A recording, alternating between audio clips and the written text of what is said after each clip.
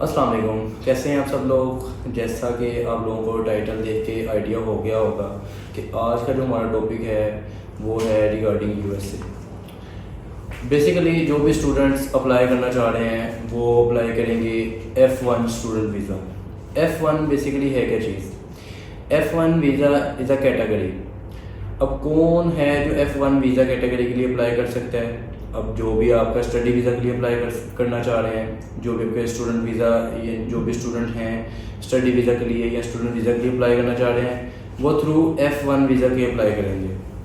अब F1 visa जो study visa है इसके 5 बेसिक स्टेप्स हैं। ये 5 स्टेप्स ऐसे हैं कि आप एडमिशन से लेके आप वीज़ा फाइलेशन या वीज़ा के प्रोसेस तक इजीली मूव कर सकते हैं। ये वीडियो काफ़ी हेल्पफुल होगी आपके लिए। इसमें काफ़ी क्वेश्चंस कोशिश यही है कि मैं इसमें ओवरऑल कवर अप कर लूँ, लेकिन अगर कोई क्वेश्चन रह जाता है तो आप नीचे कमेंट सेक्शन में अपने क्वेश्चन अपने जो भी आपके माइंड में है वो उसको ड्रॉप करें।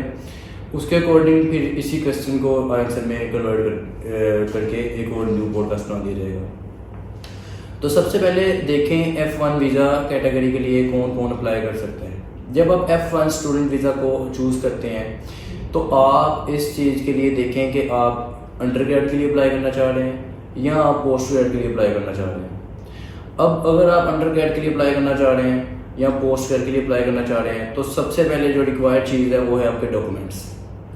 अब डॉक्यूमेंट्स में आपके एजुकेशन डॉक्यूमेंट्स आ जाते हैं, आपका टेस्ट है कोई वो आपका रिक्वायर्ड हो जाता है।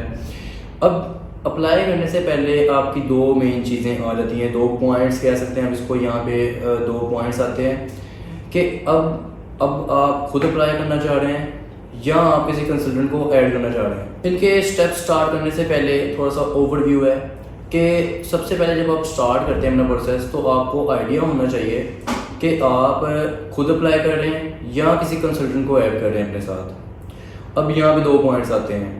अब अगर आप खुद अप्लाई करना चाह रहे हैं तो अप्लाई करने के लिए आपको डॉक्यूमेंट्स रिक्वायर्ड हैं और डॉक्यूमेंट्स की अटेस्टेशन बहुत ज़्यादा रिक्वायरमेंट है।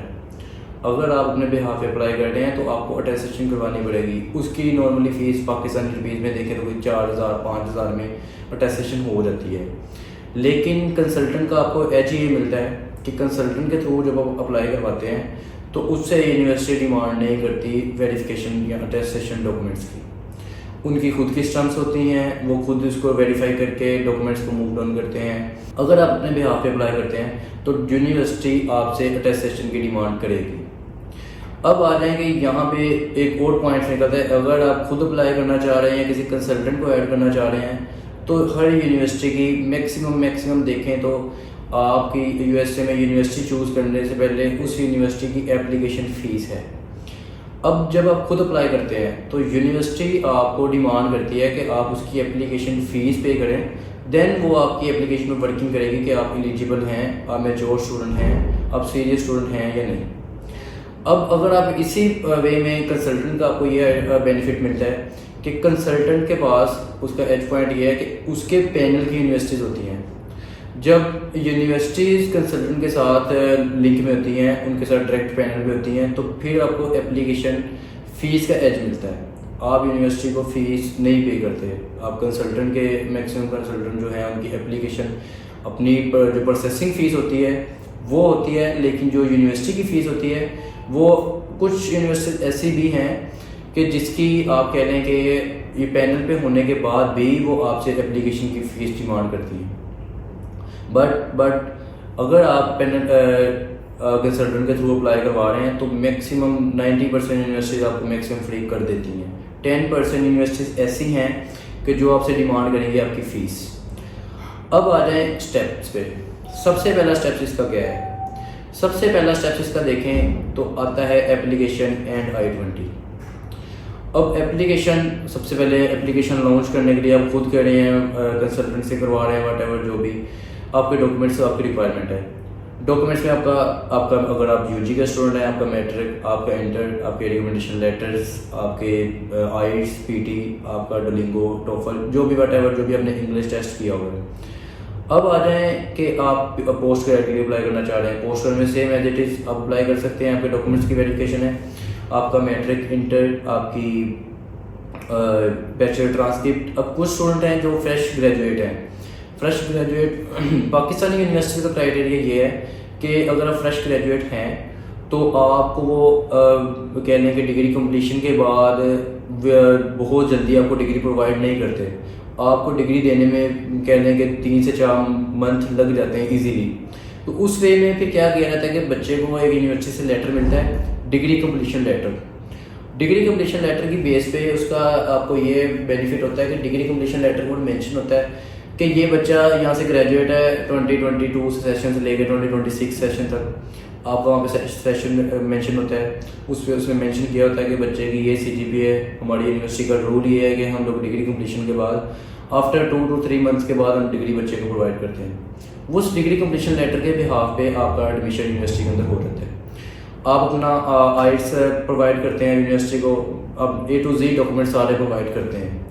अब आती है डॉक्यूमेंट्स की बात कि आपका जो कुछ स्टूडेंट हैं जो कहते हैं कि विदाउट आइट्स ऑप्शन मिल जाएगा हमें, विदाउट आइट्स हम लोग मूव कर देंगे।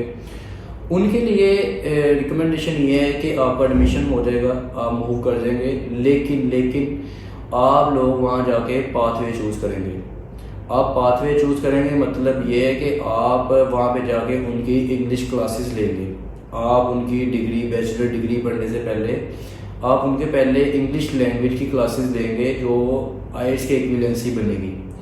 अब उनकी कॉस्ट देखें और आइट्स की कॉस्ट देखें पाकिस्तान से, तो दोनों को कंपेयर करें तो बहुत हाईली कॉस्ट है। इसलिए स्टूडेंट को रिकमेंडेशन ये होती है कि आप पाकिस्तान से ही अपना आइट्स, अपना PT, जो भी इंग्लिश टेस्ट आप परफॉर्म करना चाह रहे हैं, आप उसको पाकिस्तान से ही करके जाएँ।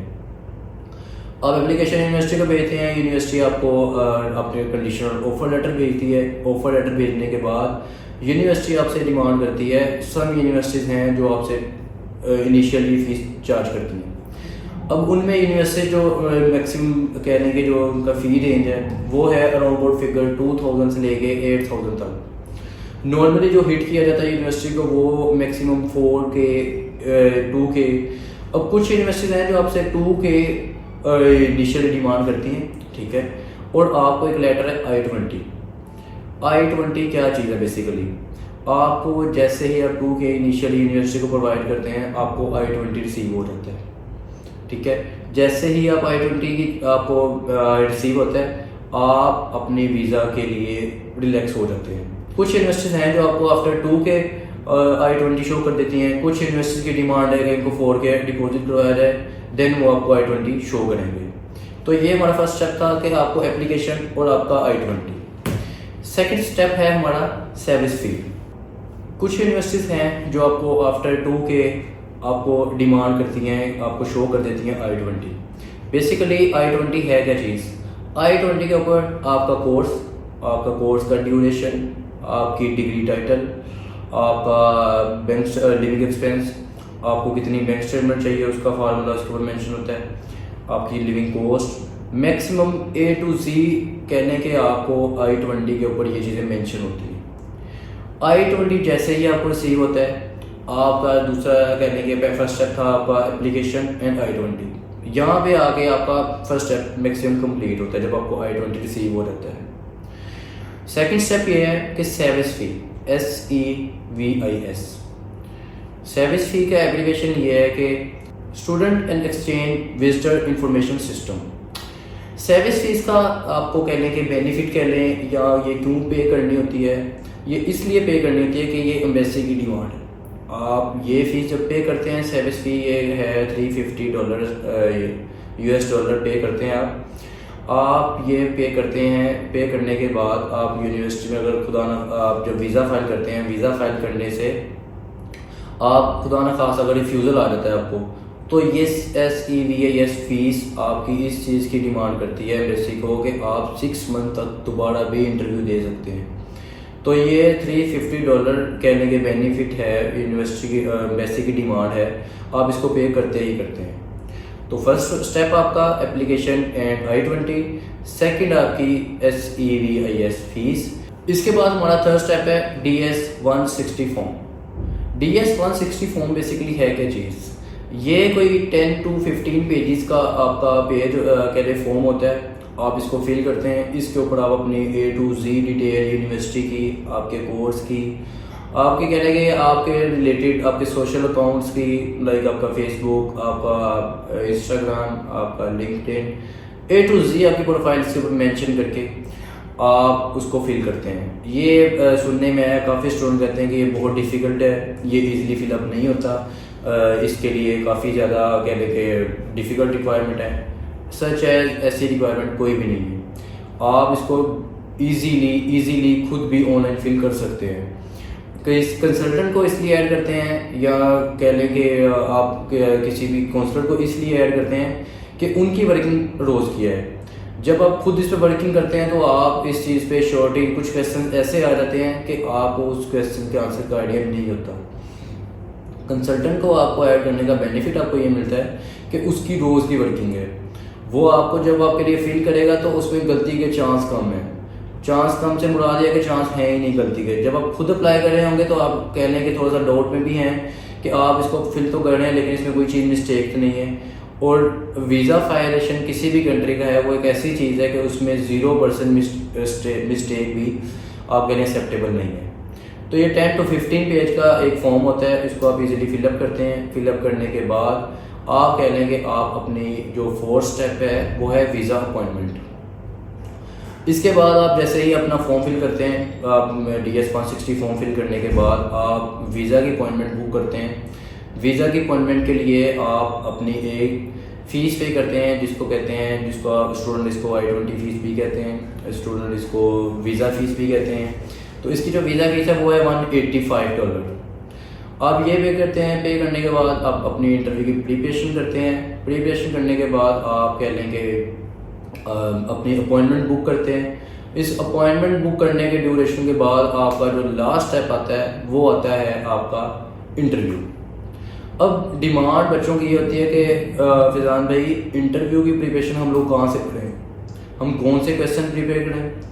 हम लोग इंटरव्यू की अगर प्रिपरेशन करनी है तो हमने तो पहले टेस्ट किया हुआ है डुओलिंगो, हमने डिसाइड किया हुआ है, उसमें तो ये क्वेश्चन नहीं थे, या यूनिवर्सिटी या एम्बेसी की रिक्वायरमेंट जो इंटरव्यू की है वो और है। तो बेसिकली मैं खुद किसी का रिकमेंडेशन नहीं दूंगा। हमारे पास खुद की बहुत अच्छी क्लासेस चल रही हैं। इसमें हम लोग बच्चों को सेट की क्लासेस, A to Z जो भी टेस्ट एक्सेप्टेबल है, Duolingo, TOEFL, GRE, GMAT, everything, ये एक हमारे पास अलग सिस्टम चल रहा है। लेकिन हम लोग जो इंटरव्यू की प्रिपरेशन है उसके लिए ट्यूटर अलग हायर है।